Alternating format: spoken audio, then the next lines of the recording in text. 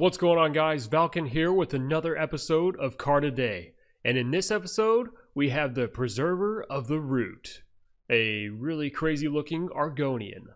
So before we get into the competitive viability of the card, let's talk about the artwork. As you can see, he's an Argonian with a mace and a shield, a very cool looking shield to mind you. It looks like it's almost made out of scales, which makes sense because Argonians are usually covered in scales if I'm not mistaken.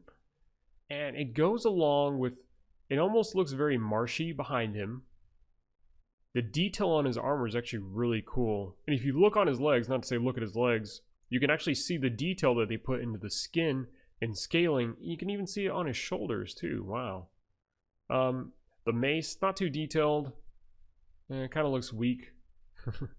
But as far as his overall appearance, very Argonian, goes along with that theme that you see in Oblivion and such. Yeah, I really enjoy it. The colors, they're almost like kind of grim looking, like very dark and gloomy, which makes sense if you're in a marsh. But yeah, overall I like the artwork on this card. It embodies the spirit of an Argonian. Well, of a very like battle ready Argonian, if I might say. But yeah, so let's get on to the details of the card. First up, we have the name, Preserver of the Root. And it's an epic, it's a creature, it's of the Endurance attribute, or class. It's a 4-drop, has 4 attack, 4 defense. It comes along with the core set of the game. And here's where it gets really spicy. The text, while you have 7 or more Magicka, Preserver of the Root has +2/+2 and guard. Holy crap. So if you play this on turn 7, you have a 4-drop that comes 6/6 and guard. That's insane. And if you're playing it like a lot of Endurance decks do with, I think it's Hist Seeker or Speaker, comes in and boosts up your mana or your Magicka. Yeah, this card can get out of hand fast because you have a 6/6 with guard for 4-drop. That's just insane. Because a lot of 6-drops I've seen that are guard are like 4 and 5, a 4/5 or 5/4, something like that. But I think Tyr is one that I'm thinking of, the 4/5, but he has a couple of effects. We'll get to him in a later episode. But yeah, it's a sweet looking card. Sweet looking card, great abilities. Really fun fact is that the card itself is played in 50% of Endurance decks. Now, if you've watched the other episodes, most I've seen probably is 20%, 20, maybe 30%. So if anything goes off of that, that's 700 out of 1,300 decks on legendsdecks.com, or 1,400 decks. They're one short on here. But yeah, wow. I can't believe it's played in 50% of decks. It's just like a staple card in Endurance decks, I guess. But so enough of the card. So let's get on to the community's thoughts about the card. Oh, and before we talk about the community's thoughts, I do want to mention that from Between the Lanes website, it is included on the excellent Arena tier listing. So keep that in mind if you plan on playing Arena anytime soon. First up, we have Hokuto no Chen.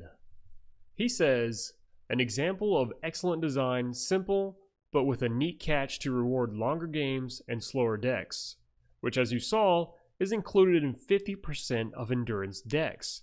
And mind you, these comments are from several months ago, because this post has been going on for months now. Others say that it has guard, means it saves your life from people who ignore your board and race you to the other lane. Yeah.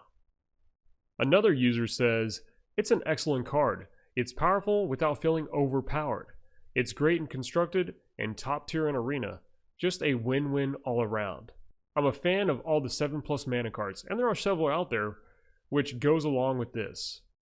Oh, fun fact from Geoquake, the guy who actually creates the discussion threads. He has a bit of fun lore, it looks like. Argonians believe that their souls were given to them by the Hist. Most Argonians are able to feel the presence of the Hist in their minds at all times. But the further they travel from Black Marsh, the weaker the connection gets. Which probably explains why their wonderful battle-ready Argonian is in the middle of the marsh. He's ready to fight for the Hist. On the opposite end of the spectrum, Mercy Me, as featured in other videos, has said, I'm going to go against the grain and say that I don't love this guy. He's worth maybe 3 mana if dropped on a curve, for a loss of 1, or worth 6 mana compared to Mountain Tyrant if dropped after 7 for a gain of 2. So as you saw, that the community has varying opinions on this card, but the 50% mark, that's amazing. So let's talk about the rating from 1 to 5 that we're going to give it. Me personally, I'd give it a 4, maybe a 4.5 if I could. But after reading the comments, most of them were positive, some were negative. In the end, I am actually going to give this card a 4 out of 5, simply because the arena rating, it's excellent in arena, the artwork is awesome, goes along with the Argonians, plays very well into the lore, and along with playing into the lore, it's just it has overall good qualities. 4/4, gets +2/+2 and guard. That's just amazing. So yeah, I think I'm gonna stick with the 4 out of 5 rating. If you disagree, please let me know in the comments section below. Go ahead and leave a like, subscribe if you enjoy the content, and let me know what you guys think. Alright guys, see you soon.